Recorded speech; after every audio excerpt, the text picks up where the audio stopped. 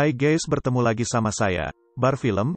Oke, kali ini saya akan mengalurkan sebuah film horor Indonesia yang berjudul Keramat, yang rilis pada tahun 2009 silam. Film ini disinyalir merupakan kisah nyata yang dialami oleh para pemerannya yang awalnya tidak diduga dan tidak memiliki skenario apapun. Jadi bisa dikategorikan bahwa film ini adalah dokumentasi horor dan misterius yang direkam selama perjalanan mereka. Selain itu, film ini mungkin jadi film pertama yang terbanyak dibintangi oleh memang nama-nama asli pemerannya karena memang mereka mengalami sendiri dan tanpa peran apapun. Tanpa lama-lama, kita langsung aja ke ceritanya.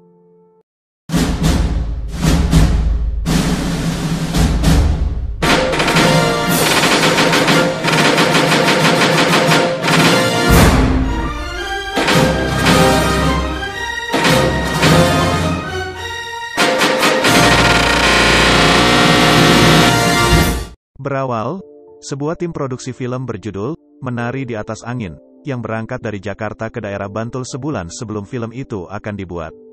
Mereka ke Bantul, Yogyakarta dalam rangka melakukan pra-syuting untuk film tersebut. Yang berangkat adalah sang sutradara wanita bernama Mia, asisten sutradara bernama Sada, manajer produksi Dimas, kedua pemain utama bernama Dias dan Migi. Bersama mereka ditemani tim yakni Poppy dan kameramennya yang akrab dipanggil ialah Cungkring. Selama perjalanan menggunakan kereta, Poppy sebagai pewawancara merekam aktivitas tim produksi. Di Bantul, Yogyakarta, mereka dipandu oleh seorang talent lokal bernama Brahma. Suatu ketika, kondisi Migi kurang baik terlebih setelah di mobil, mereka diganggu oleh seseorang yang menyuruh mereka untuk pulang. Anjing! Anjing!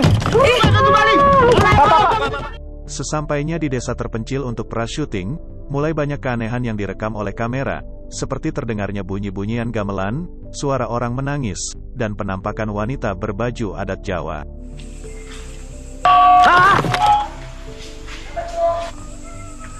Ya, serius. Sekalian tanggung. Keesokan harinya, terjadi konflik karena hasil dari proses reading di Jakarta yang dianggap kurang maksimal oleh Mia, yang membuatnya menjadi sering marah. Apa motivasi lo? Pengen ketemu dia. Salah! 5 bulan! 5 hari, Sada! Minggu depan kita syuting! Istirahat semuanya! Setelah observasi tempat di Candi Borobudur, Dias, Migi, Poppy, Cungkring menaiki mobil arah kembali ke penginapan yang diantar oleh sang driver bernama Pak Lukman. Di dalam perjalanan, tiba-tiba mereka melihat kobaran api misterius yang besar melintasi mobil. Lah? Iya, Pak. Cungkring! Dia! Dan mereka tersasar, dan bertanya kepada penduduk lokal yang aneh. Gue sini aja udah, cepetan. Yas.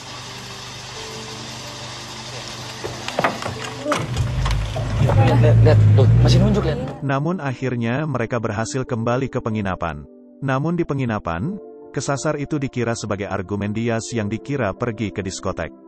Keesokannya, Migi terlihat lemah dan saat diperiksa oleh Poppy di tempat tidurnya, ia menemukan uban. Ketika Migi berusaha dibopong untuk dibawa ke dokter, tubuh Migi tidak sanggup diangkat walaupun sudah 6 orang yang mengangkatnya.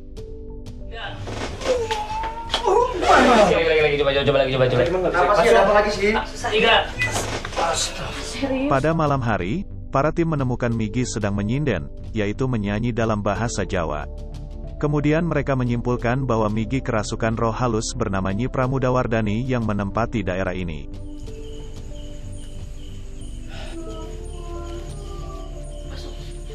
Nyanyi malam-malam.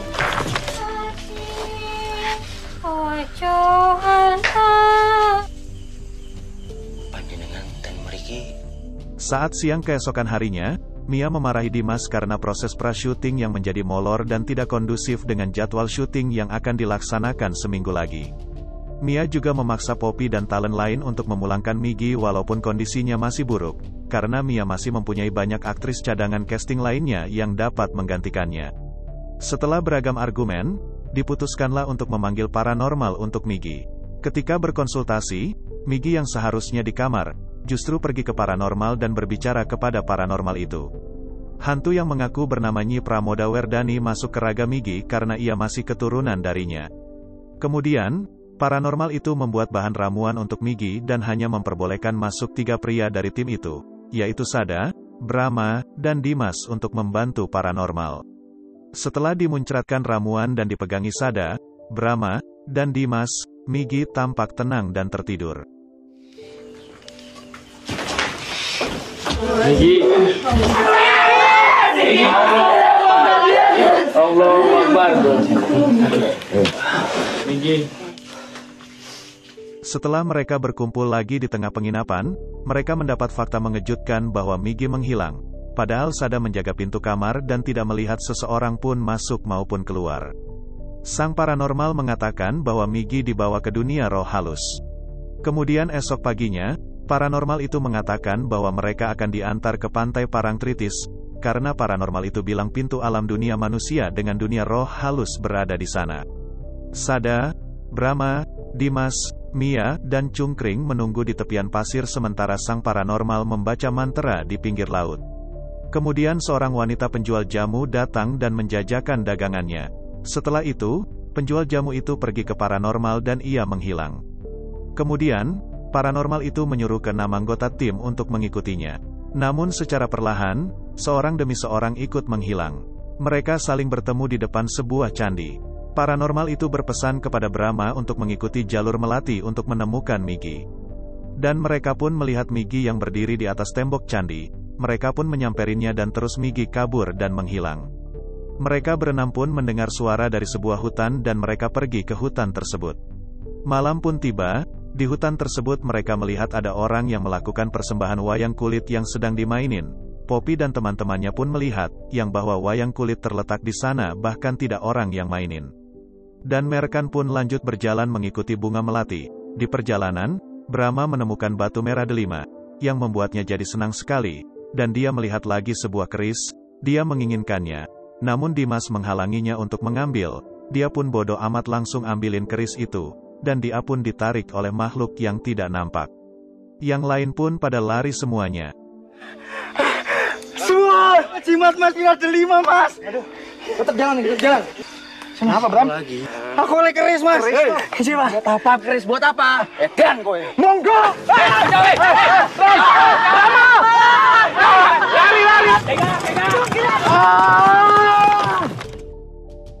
Mereka beristirahat di satu tempat, yang mana di sana ada nangis ada yang beributan.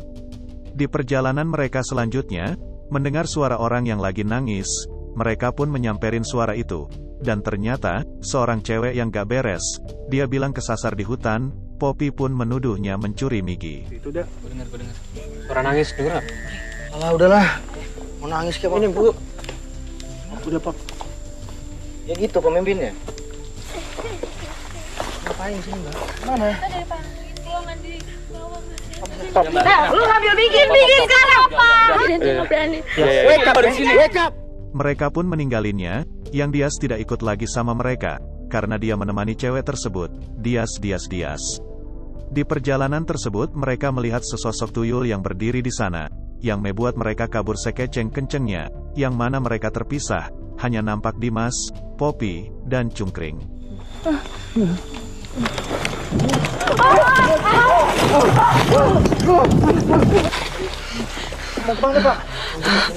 Dan akhirnya mereka menyadari bahwa mereka ada di pemakaman. Yang mana Poppy kebelet mau pipis, dan Dimas mau menemaninya, dan Cungkring disuruh tunggu di sana sendirian. Saya mau pipis, Pak. Pop serius lu Pop. Harus kan? Yuk, pipis ya. Yuk.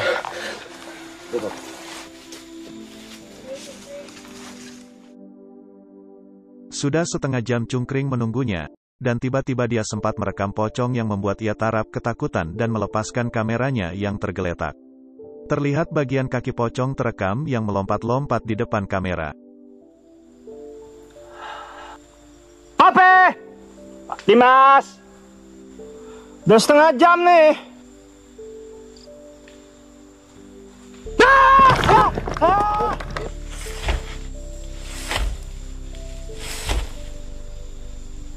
Dan pocong itu pun pergi, Cungkring pun mengambil kameranya kembali dan terus lari.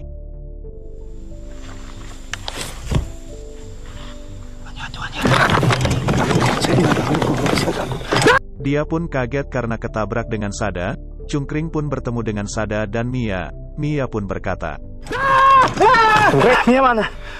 Hah? Dimas mana? Dan Cungkring bilang, Dimas dan Poppy sudah hilang. Dan tiba-tiba muncul Poppy, dia berkata, Hilang gimana? Hah? Pak Dimas mana? Gue sama mereka berdua. Sama Mia. Cungkring pun kaget dan ketakutan. Yang sebenarnya Poppy emang sudah bersama Mia dan Sada, bahwa dia tidak pernah bersama Cungkring dan Dimas. Terus yang bersama Dimas siapa dong?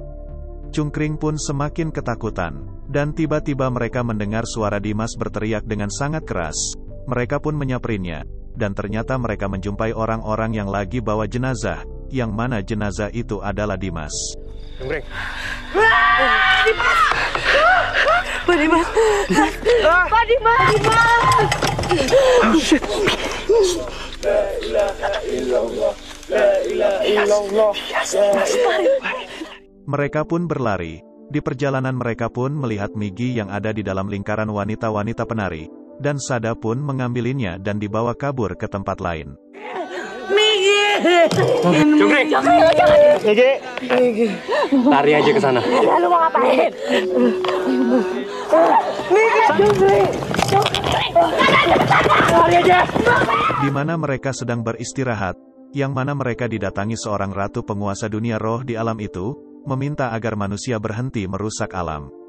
Ia juga berpesan, bahwa mereka hanya bisa pergi sebelum matahari muncul. Apabila mereka tidak berhasil, maka mereka akan terperangkap di dunia roh itu untuk selamanya. Mereka pun langsung lari sesudah mendengar perkataan itu. Di pelarian Sada udah sangat lemas sekali karena dia mengendong Migi, dan Mia pun tidak bisa berjalan lagi. Dia meminta Cungkring untuk mengendongnya, dan akhirnya pun Cungkring mati karena digigit oleh si Mia. Cungkring!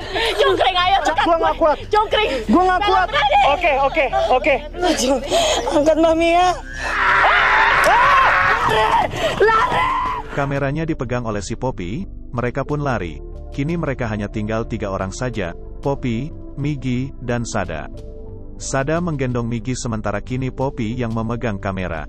Mereka berhasil sampai di pinggir hutan dan akhirnya tiba di lereng Gunung Merapi. Kala itu, Poppy meletakkan kameranya di atas tanah berbatuan, mengarahkan kameranya ke arah Migi yang duduk di tanah. Tak jauh dari kamera yang ia letakkan, kamera tetap hidup dan merekam. Kemudian Poppy menghampiri dan memeluk Migi yang masih lemah dan ketakutan.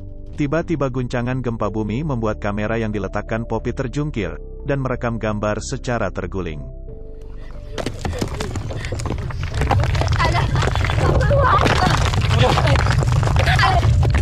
Beberapa detik kemudian, guncangan gempa terjadi lagi dan semakin kuat, maka mereka melarikan diri meninggalkan kameranya yang masih terguling, namun tetap pada mode merekam.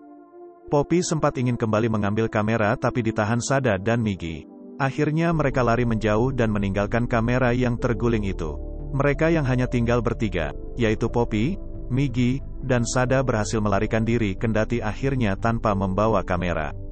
Dalam skene film terkait, tampak setelah rekaman berakhir, layar memunculkan clipping koran yang mengatakan gempa di Bantul bukan gejala alam biasa, serta memberitakan bahwa setelah 4 kru film hilang, kamera berhasil ditemukan kembali sebagai referensi penyelidikan pihak kepolisian.